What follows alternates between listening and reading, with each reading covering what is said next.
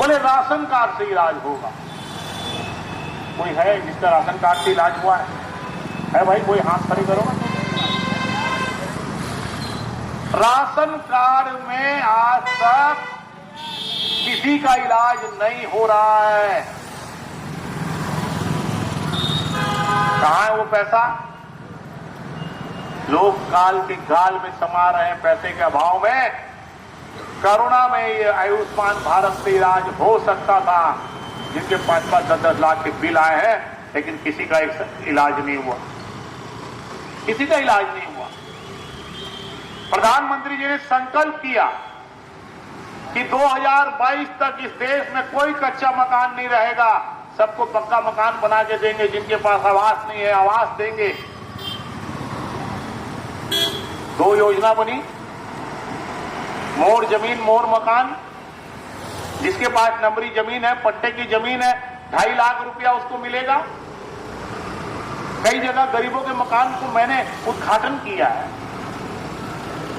2.5 लाख सरकार से लिया, 2-2.5 लाख खुद का बनाया। 5 लाख में एक बहुत अच्छे मकान में दिखा सकता हूं पूरे शहर में, जो प्रधानमंत्री जी की योजना से बने। और जिनके पास नंबरी जमीन नहीं है, पट्टे की जमीन नहीं है, उसको जहां पर है वहीं पर पक्का मकान बना के देना है। अब हमारे अभी राजेंद्र नगर में है, वो 20-25 झोपड़े वाले हैं, तोड़ने पहुंच गए इनके यहाँ। एक दिन आए थे तो मेरे पास, तो बोला किसी को जाने की जरूरत नहीं, प्रधानमंत्री जी का वादा है जो जहां है वही रहेगा और वहीं पर पक्का मकान मिलेगा, कहीं किसी को जाने की जरूरत नहीं। ये राजेंद्र नगर का मकान तोड़ने आए थे, 10-12 मकान, गरीब आदमी रहता। वो योजना आज पूरी तरह से बंद है, पूरी तरह से बंद है। जो कभी आश्रित था, उसके घर में मृत्यु हो गई, वो निराश्रित हो गया, भटक रहा है कि मेरी निराश्रित पेंशन दे दो। निराश्रित पेंशन नहीं बन रही है।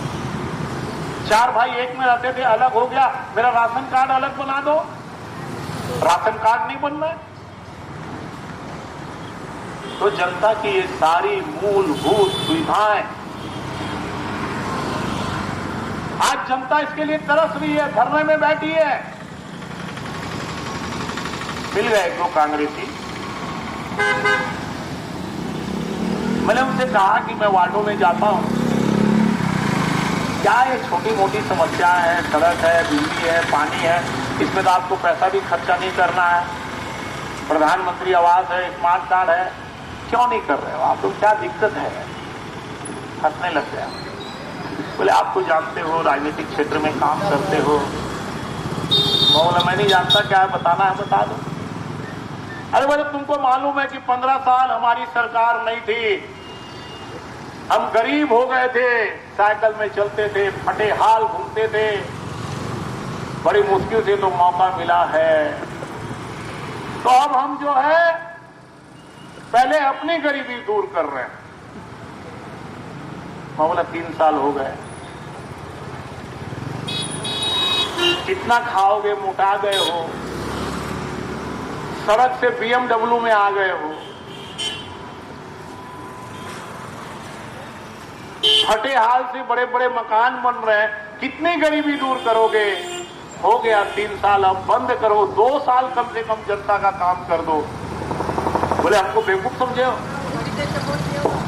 बोले हमको मालूम है कि 2 साल के बाद ये जनता हमको वोट नहीं देगी, फिर 15 साल के लिए हमको जाना है, इसलिए अब हम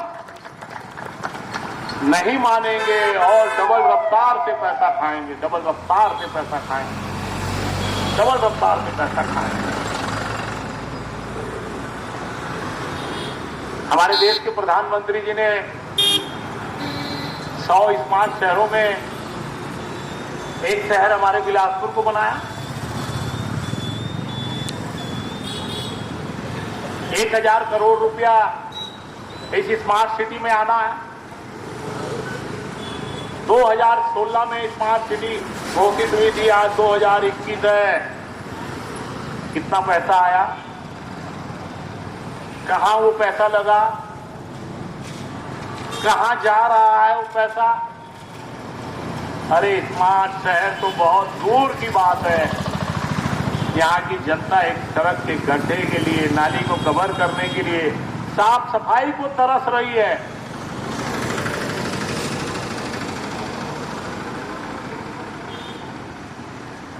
पैसा का रोना रोते हैं। ये पैसा कहां गया? हमने भी 15 साल सरकार चलाई है। कोई हमने घर से पैसा दिया, जनता से लिया, जनता को लौटाया, वो पैसा कहां है? चलो कोई बात नहीं, पैसे का रोना रोते हो। ये ओवरब्रिज है पिपरा वाला, 80 करोड़ का है, पैसा दिया हुआ है पहली सरकार का, क्यों नहीं बन रहा है? ये प्रगति मैदान है सरकंडा में, पूरा पैसा दिया हुआ है।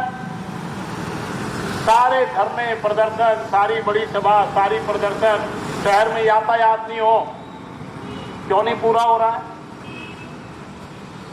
खिलाड़ियों के लिए 200 करोड़ का स्टेडियम, क्यों नहीं उसका पूरा हो रहा है? यहां व्यापार बिहार में तारामंडल, क्यों नहीं पूरा हो रहा है? अमृत मिशन हो, सीवरेज हो, 1000 करोड़ रुपया इनको दिया हुआ है स्मार्ट सिटी छोड़ के। पैसे की कमी नहीं है, वो काम क्यों नहीं हो रहे? एक कांग्रेसी बोलते हैं, आप 15 साल इस प्रदेश के मंत्री रहे, 5 साल विधायक रहे अपोजिशन के, आपने अच्छा नहीं किया। बोला क्या अच्छा नहीं किया? बोले आपने इतनी बड़ी बड़ी चीजें बनवा दी, बोले चारों तरफ सड़कें जाल बिछवा दिया, चारों तरफ ओवरब्रिज बनवा दिया, उद्यान बनवा दिया, तालाब बनवा दिया, स्टेट ट्रेनिंग सेंटर खुलवा दिया, सेंट्रल लाइब्रेरी खुलवा दिया और तारामंडल का पैसा दे दिया। तो बोले इसमें गलत क्या है?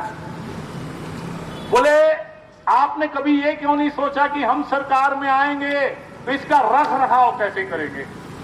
बोले आपने सोचा नहीं? हाँ मैं बोला बिल्कुल नहीं सोचा, मैं कभी सोचा भी नहीं था कि ऐसे निकम्मे लोगों के हाथ में ये सरकार चली जाएगी। किसी की किस्मत में महल बनाना है और किसी की किस्मत में उससे झाड़ू मारने के लिए रोना है। ये दूसरे कैटेगरी के लोग, ये झाड़ू मारने के लिए रोने वाले लोग हैं। ये बात सही है कि कभी मुझे विश्वास नहीं था कि ऐसे निकम्मे लोगों के हाथ में सरकार चली जाएगी जो सड़क के गड्ढे के लिए रोएंगे और झाड़ू मारने के लिए रोएंगे। ऐसे निकम्मे लोगों के हाथ में, हाँ मतलब मेरी गलती, मैं समझ नहीं पाया कि ऐसे निकम्मे लोग भी कभी सरकार में आएंगे जो रख रखाव के लिए मेरे को दोषारोपण करेंगे। आजकल कोई भी कांग्रेसी है, किसी के घर जाने की जरूरत नहीं है, फोन लगाने की जरूरत नहीं है। सारे कांग्रेसी पटवारी के घर में चले जाना, वहीं पर मिलेंगे साले खतरा को इधर उधर करते हुए, खतरा को इधर उधर करते हुए। तहसील ऑफिस में मिलेंगे सारे कांग्रेसी, चलो तहसील ऑफिस में, अभी सारे कांग्रेस के नेता वहीं पर पाएंगे जमीन का खतरा इधर उधर करने में।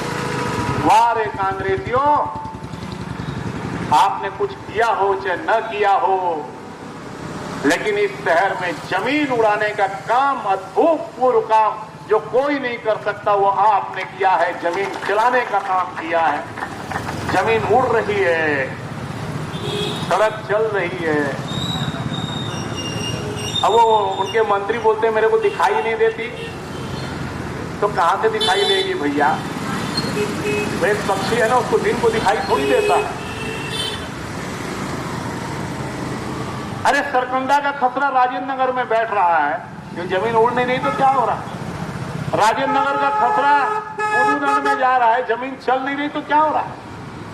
और फिर उसके बाद बोगस रजिस्ट्री करवा लेते, किसी को भी खड़ा करके पहुंच जाते हैं, मकान खाली करो, बोले मेरा है। एक भी साथ की जमीन नहीं बची। ये है ना, ये अजयनाथ की जमीन, अपने मोहल्ले के आए थे कांग्रेसी कब्जा करने। अपने मोहल्ले का उदाहरण बताता हूं, एक भी सास की जमीन नहीं बची। कल हमको बिजली खंभा लगाना है, अस्पताल बनाना है, बिजली घर बनाना है, स्कूल बनाना है, कोई जमीन इनने नहीं छोड़ा। अरे एक पार्किंग की जमीन थी, कांग्रेस भवन के लिए उनने इलाज करा लिया जबरदस्ती।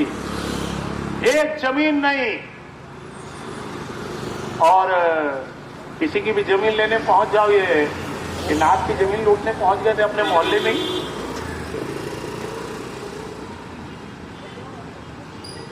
अरे सब चीज में पैसा। किसी भी सरकार का काम है किसी की जान माल की सुरक्षा करना। रोज सिम्स में जान जा रही है। क्यों जा रही है? रोज आए दिन। क्यों नहीं हड़ताल को समाप्त कराते? माल किसी की भी जमीन लूट रहे हैं। शोले पिक्चर मैं वो गब्बर सिंह बोलता था ना कि मेरा इतना डर है कि 100 कोस में भी जब कोई बच्चा रोता है तो मां कहती है बेटा चुप हो जा, नहीं तो गब्बर सिंह आ जाएगा। और आज बिलासपुर में सारे नागरिक अपने संतानों को कहते हैं बेटा जमीन है तो बाउंड्री वाल करवा ले, उसमें बोर्ड लगा दे, अपना रोज सीमांकन करवा दे, नहीं तो ये कांग्रेसी आ जाएंगे जमीन को लूट के ले जाएंगे, लूट के ले जाएंगे। छवि बन गई है। चारों तरफ भ्रष्टाचार की लूट, अव्यवस्था का आलम, वादा खिलाफी। और इसीलिए आज जनता धरने में बैठी। ठीक भी है, लोकतांत्रिक प्रक्रिया है कि पहले हम अपना विरोध दर्ज कराएं, लेकिन ये काम करेंगे। पैसा खाने का भूत सवार हो गया है इनके ऊपर, भूत। और भूत कैसे उतरता है? बैगा गुनिया जब किसी को भूत चढ़ जाता है तो उतारने आता है, पहले भूत से बात करता थे, कहां ले आए हैं, काबर आए हैं, काबर पकड़े हैं, चले जा, निवेदन करता है पहले बैगा गुनिया। लेकिन भूत को तो जाना नहीं है, फिर कैसे भगता भूत, ये बताओ।